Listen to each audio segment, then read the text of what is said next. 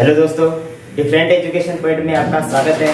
हम स्टार्ट करने जा रहे हैं अपना एक न्यू टॉपिक रीजनिंग का, जिसका नाम है कैलेंडर। कैलेंडर किसमें आता है? समय क्रम के अंदर ही आता है। ठीक है, तो देखिए आपका जो कैलेंडर होता है, जो अपने घर में अधिकतर यूज करते हैं, सामान्य कैलेंडर में जो वर्ष आते हैं वो कितने प्रकार के आते हैं? 2 प्रकार के आते हैं। यानी कि जो वर्ष होंगे सामान्य कैलेंडर के अंदर वो 2 प्रकार के होंगे। एक तो होगा हमारा लीप ईयर, लीप वर्ष, जिसको हम हिंदी में क्या कहते हैं? अधिवर्ष। और एक हमारा वर्ष आता है साधारण वर्ष।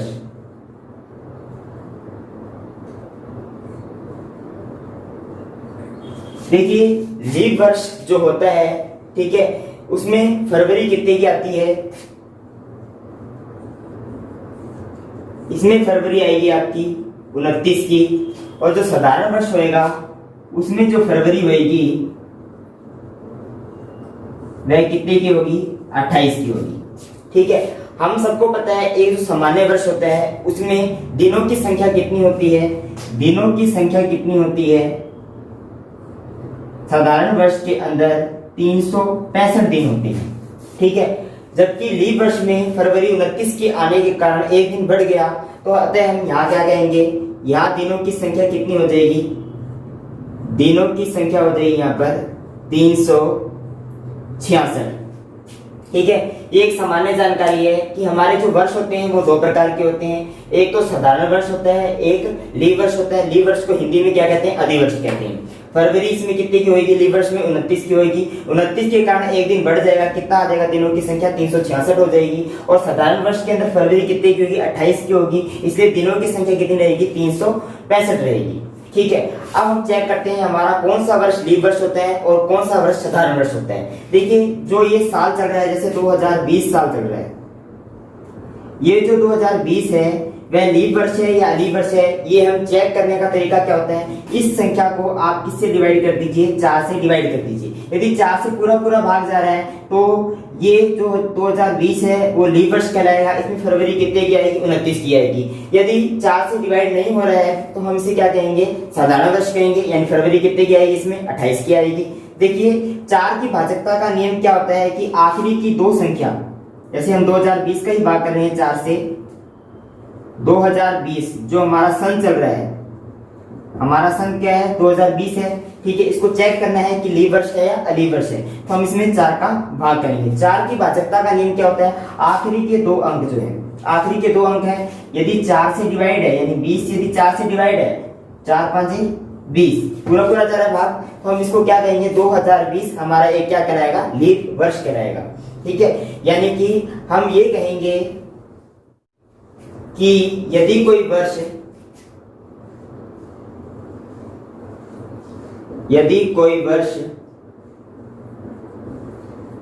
4 से पूरा पूरा भाज्य है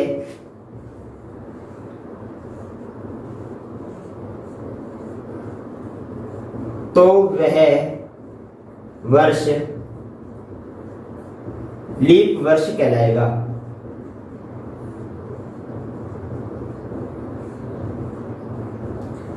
ठीक है, अब जैसे हम चेक करते हैं 2019 को, जो पिछले साल गई है 2019 में हमें पूरे में 4 का भाग नहीं करना, आखिरी के 2 अंक 19 में ही 4 का भाग करके देखना है। 4 चौक 16 होता है, 3 क्या होता है? शेषफल बचता है। 4 का पूरा पूरा भाग नहीं जा रहा 2019 में, तो 2019 कैसा वर्ष है? एक अलीप वर्ष है। इसको अलीप वर्ष भी कह सकते हैं हम, साधारण वर्ष को हम अलीप वर्ष भी कह सकते हैं। ठीक है, अब आगे यदि कोई संख्या कहे कि जैसे आप चेक कीजिए कि 2034 होगा, 2034 है, वह लीप वर्ष है या अलीप वर्ष है? तो आपको कुछ नहीं करना है, 34 में आप क्या कर लीजिए? 4 का भाग कर दीजिए। 4 8 32 होता है, 2 शेषफल बच गया, अतः 2034 भी क्या है? लीप वर्ष नहीं है। यदि मैं यही कहूं कि आने वाला 2024 है वो लीप वर्ष होगा या अलीप वर्ष होगा, तो आपको क्या करना है? बस आखिरी के 2 अंक 24 में आपको 4 का भाग करना है। 4 3 24, यानी पूरा पूरा भाग जा रहा है, तो 2024 आने वाला 2024 जो होगा, ठीक है, वो क्या होगा? लीप वर्ष होगा। अब जैसे आने वाला साल हमारा 2021 है, ठीक है। 2021 लीप वर्ष है। लीप वर्ष इसको चेक करने का तरीका क्या है, 21 में आप क्या करेंगे, 4 का भाग कर देंगे, 4 का भाग जाएगा ही नहीं, 5 पर 4 5 20, एक क्या हो गया आपका शेषफल बच गया। अतः 2021 आने वाला 2021 होगा हमारा, वो किस में आएगा, हमारा अलीप वर्ष के अंदर आएगा, या हम कह सकते हैं कि साधारण वर्ष के अंदर आएगा। ठीक है, ये मैंने आपको लिख दिया है। यदि कोई वर्ष 4 से पूरा पूरा भाज्य है तो क्या कहलाएगा, लीप वर्ष, वरना क्या कहलाएगा, साधारण वर्ष कहलाएगा। अब देखिए कौन कौन से वर्ष लीप वर्ष कहलाएंगे और कौन कौन से वर्ष अलीप वर्ष कहलाएंगे, उसको हम चेक करते हैं। देखिए जब कैलेंडर स्टार्टिंग में बना था, जो पहला साल था 1, ठीक है, वह कैसा वर्ष था, साधारण वर्ष। 2 आया, वह भी क्या था, साधारण वर्ष। 3 आया, वह भी क्या आया, साधारण वर्ष। और जो 4 आया, उसमें 4 का पूरा पूरा भाग गया, यानी कि जो 4 होगा, ठीक है, वो किसमें आएगा, 4 जो होगा लीप वर्ष के अंदर आएगा। और जो 1 2 और 3 वर्ष थे, जो पहला साल था, दूसरा साल था और तीसरा साल था, तीनों क्या थे, साधारण वर्ष थे। जबकि आने वाला जो चौथा साल था वो क्या आया, लीप वर्ष आया। इसी प्रकार से हम आगे क्रम को बढ़ाते गए। आने वाला जो 5वां साल है वह साधारण वर्ष कहलाएगा, 6ठा साल साधारण वर्ष, 7वां साल साधारण वर्ष, लेकिन 8वां साल क्या कहलाएगा, लीप वर्ष कहलाएगा। ठीक है, अब आपको पता लग गया होगा कि हर 3 साल बाद एक क्या आता है, हमारा लीप वर्ष आता है। ठीक है, इसका कारण क्या होता है कि हर 3 साल बाद ही लीप वर्ष क्यों आता है, तो देखिए इसका एक साइंटिफिक कारण क्या है कि जो पृथ्वी है वह सूर्य का चक्कर, यानी मैंने मान लिया ये अपना सूर्य है और पृथ्वी इसका पूरा चक्कर काटती है। मान लीजिए ये हमारी क्या है, पृथ्वी है।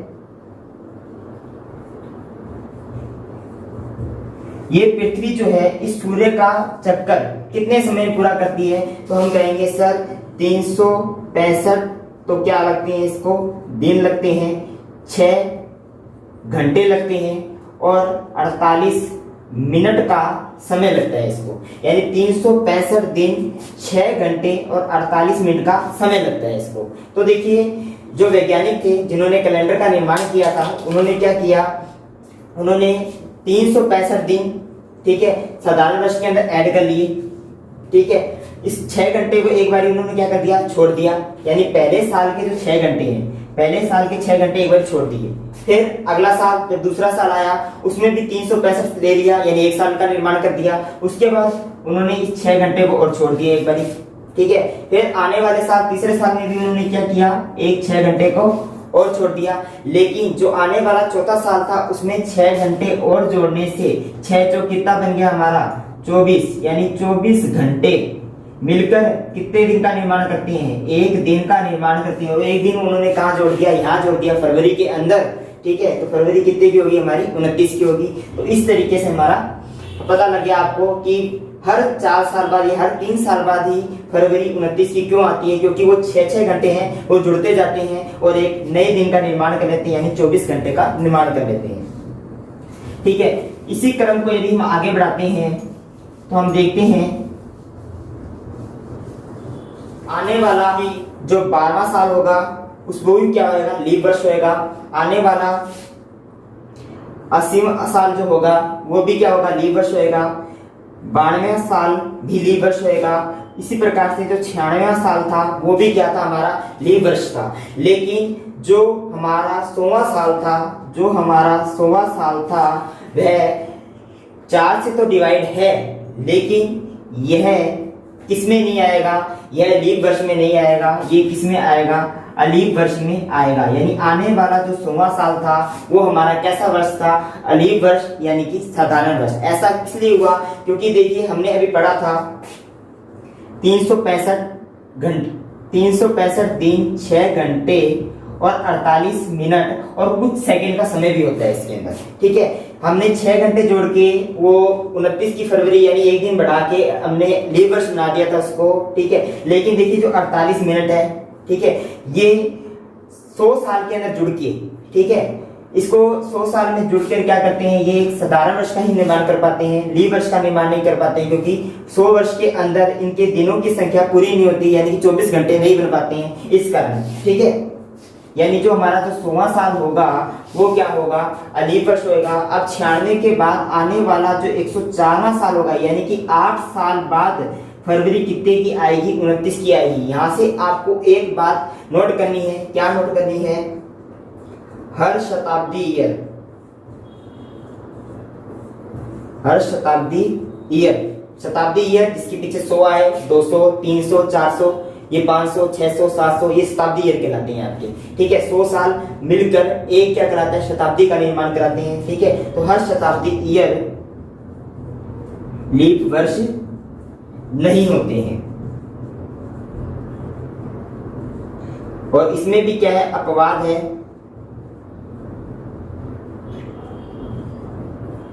इसमें अपवाद क्या चीज है, वह लीप ईयर, वह वर्ष, वह शताब्दी वर्ष जो 400 से पूरा पूरा क्या हो, भाज्य हो, वो क्या कहलाएंगे, वो शताब्दी ईयर लीप वर्ष कहलाएंगे। यानी कि 100 जो था वो कैसा था, साधारण वर्ष था।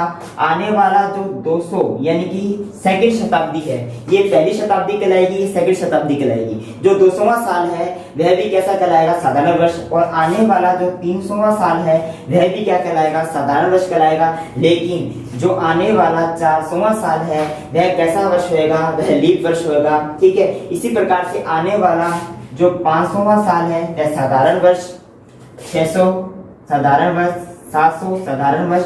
लेकिन जो 800 होगा वह कैसा वर्ष होगा, वह हमारा लीप वर्ष होगा। तो ठीक है, आपको इन बातों का थोड़ा ध्यान रखना है, कौन सा साधारण वर्ष होता है, कौन सा लीप वर्ष होता है, इस चीज का ध्यान रखना। आप क्या ध्यान रखेंगे, यदि कोई संख्या 4 से पूरी पूरी क्या है, भाज्य है, ठीक है, कोई सन 4 से पूरा पूरा भाज्य है तो क्या कहलाएगा, लीप वर्ष कहलाएगा। और यदि कोई शताब्दी ईयर 400 से पूरा पूरा डिवाइड है तो भी यह क्या कहलाएगा, लीप ईयर कहलाएगा। जैसे एग्जांपल के तौर पर हम देखें तो एग्जांपल लें तो हम इनका, जैसे मैंने कहा कि 1920 कैसा ईयर है, लीप ईयर है, अलीप ईयर। तो आपको कुछ नहीं करना, 1920 में 20 में आपको 4 का भाग करना है, पूरा पूरा भाग जा रहा है तो ये कैसा वर्ष कहलाएगा, लीप वर्ष कहलाएगा। अब मैंने क्या दिया, अगला ही एग्जांपल ले लिया, 1800 जो सन होगा, 18 जो सन होगा वह लीप वर्ष होगा या अलीप वर्ष होगा। तो आपको 1800 में किसका भाग करना है, 400 का भाग करना है। 0 से 0 कट गई, 4 का भाग 18 में जाता ही नहीं है, कितना 2 शेष बचता है,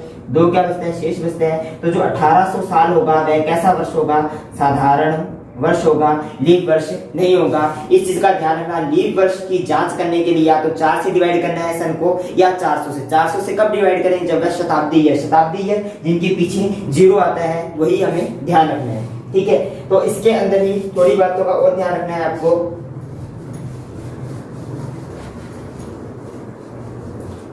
देखिए, आपने ये पढ़ लिया दिनों की संख्या कितनी होती है, 366 दिन होते हैं, इसमें भी 366 दिन होते हैं, ठीक है। इसको मिटो लेते हैं।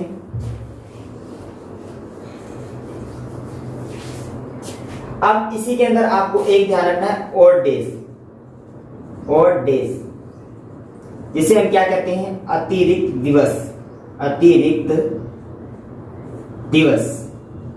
अतिरिक्त दिवस ध्यान ना रखें आप, ऑड डेज ज्यादा ध्यान रखें तो सबसे बेटर है, ठीक है। जैसे देखिए 366 दिन है, चलिए 366 दिन को एक बारी छोड़िए, आप सीधा देखिए कि मैंने कहा यदि आज 1 तारीख है, 1 तारीख है, 1 तारीख को मैंने कहा सोमवार है, तो आप कहेंगे मैंने कहा तो 8 तारीख को क्या होगा, यानी कि मैं कितने दिन का अंतर ले रहा हूं, 7 दिन का अंतर ले रहा हूं। 7 दिन बाद यानी 8 तारीख को भी क्या होगा, सोमवार होगा। फिर 7 दिन बाद यानी कि 15 तारीख को भी क्या होगा, फिर सोमवार आएगा। इसी प्रकार से 15 में 7 और जोड़ा, यानी कि हम कहेंगे 22 दिन बाद भी क्या आएगा, हमारा सोमवार आएगा। और 7 दिन और जोड़ दिया हमने, यानी कि 29 तारीख को भी हमारा क्या आएगा, सोमवार आएगा।